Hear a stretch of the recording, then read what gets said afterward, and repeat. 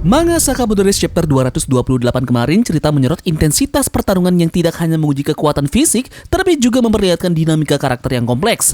Lu Shaotang yang selama ini kerap digambarkan sebagai sosok pelengkap, tampil dengan gaya bertarung khas dewa mabuknya yang memadukan humor dan bahaya secara bersamaan. Kehadirannya bersama dengan Nenek Mia yang menunjukkan ketajaman seorang veteran menegaskan bahwa setiap individu dalam kelompok Sakamoto memiliki peran penting yang tidak bisa diremehkan. Di sisi yang lainnya, Heisuke dihadapkan pada kondisi yang benar-benar genting yang mengancam nyawanya.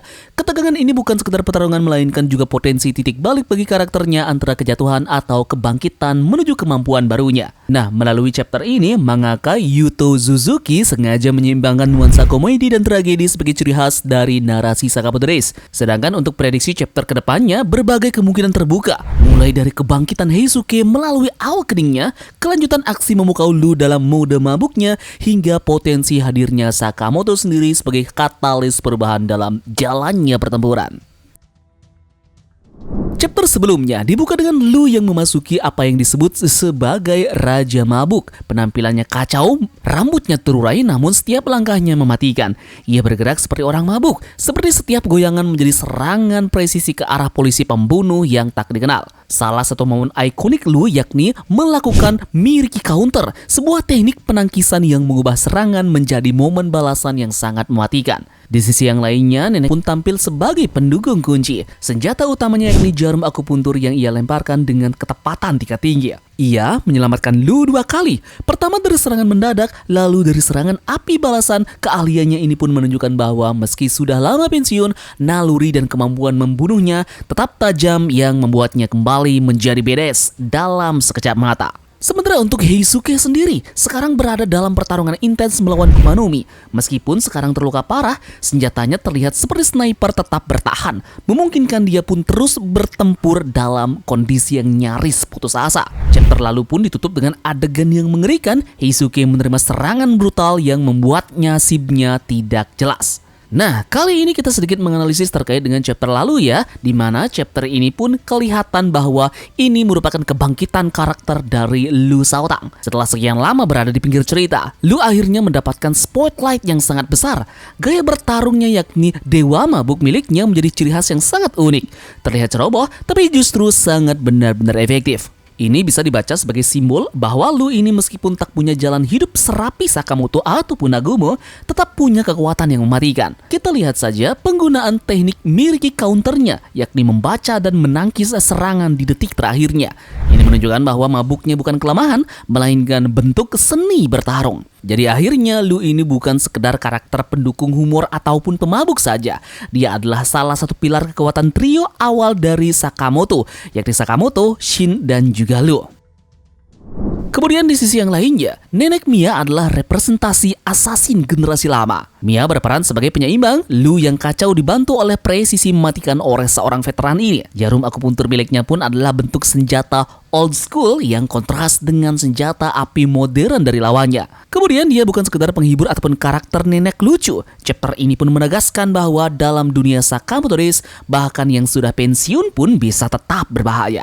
Nenek Mia ini merepresentasikan bahwa dunia assassin tak mengenal pensiun sejati. Sekali masuk, kau akan tetap memiliki insting membunuh.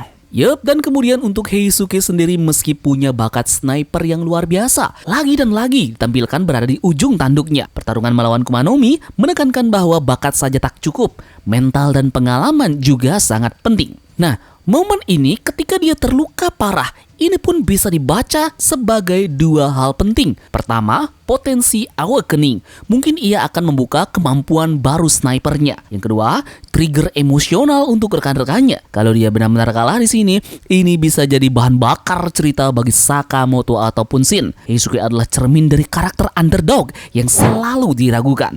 Chapter ini menyiapkan dia untuk naik level berikutnya menjadi pengorbanan tragis.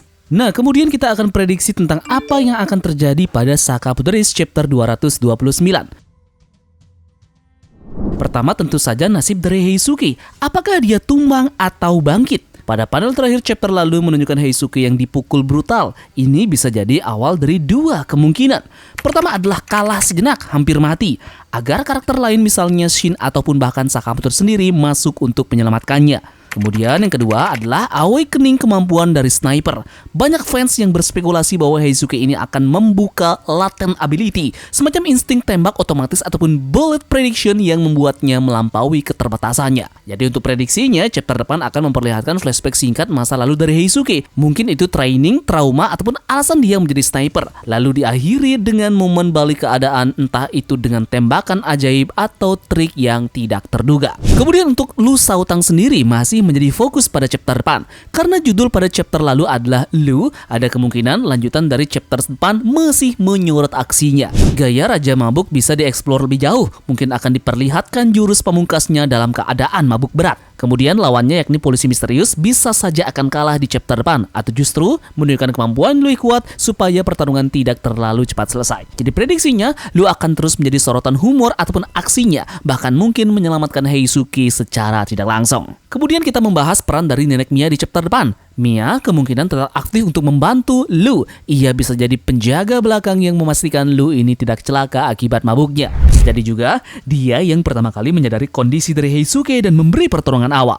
Jadi untuk prediksinya, Mia ini akan memainkan peran kunci, mungkin dengan jarum melumpuhkan lawan Heisuke sebentar, memberi waktu agar sniper muda ini bisa pulih kembali.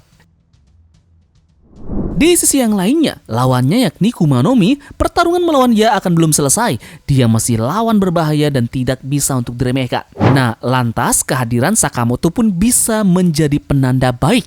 Sudah cukup lama fokus diberikan kepada support castingnya yakni Lu Heisuke maupun nenek Mia. Jadi biasanya pola Sakamoto Days ini ketika karakter sampingan terdesak, Sakamoto ataupun Nagumo akan masuk membawa klimaks ceritanya. Jadi prediksinya, di akhir chapter depan akan ada teaser kedatangan dari Sakamoto, mungkin hanya siluet ataupun panel terakhir yang menandakan ia akan segera turun tangan. Jadi ringkasan prediksinya untuk chapter depan, Heisuke hampir mati, flashback singkat dimulai dan kemungkinan awakening sniper ini akan muncul. Lu akan terus melanjutkan pertandingan gaya mabuknya, mungkin mengeluarkan jurus pamungkas lainnya. Nenek Mia menjadi support penting dan Kumanomi akan diungkap lebih jauh ke depannya. Dan terakhir tentu saja tanda-tanda dari bangkitnya Sakamoto akan masuk ke dalam pertarungan.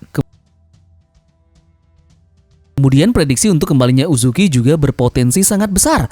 Meski fokus sekarang ada di GAA, Kumanomi maupun eksperimen yang lainnya, sebenarnya semua ini terkait langsung dengan ideologi dari Uzuki tentang dunia assassin tersebut. Jadi cepat atau lambat ya, Uzuki ini akan muncul kembali sebagai figur yang menghubungkan konflik lama yakni Slur dengan konflik baru GAA. Lantas bagaimana cara Uzuki ini akan muncul? Dia akan muncul sebagai dalang di balik layar. Ada kemungkinan eksperimen GAA yang melahirkan banyak sekali pembunuh bayaran sebenarnya berhubungan dengan riset yang pernah digagas oleh Uzuki. Arc ini juga sudah menampilkan banyak sekali petunjuk dan karakter sekunder. Untuk membuat klimaksnya, kembalinya Uzuki secara fisik, entah itu untuk menolong ataupun menantang justru akan mengkhianati, akan jadi momen besar ke depannya. Bisa jadi juga ia muncul tepat ketika Heisuke ini diambang kematian, atau ketika Sakamoto akhirnya ikut turun tangan. Jadi tentu saja motif baru dari Uzuki ini punya tujuan jelas untuk membongkar dan menghancurkan sistem assassin yang korup. Jadi, melalui dinamika yang hadir pada chapter 228 kemarin, Sakamoto Days sekali lagi membuktikan kemampuannya dalam menghadirkan keseimbangan antara aksi, komedi, dan juga ketegangan emosional.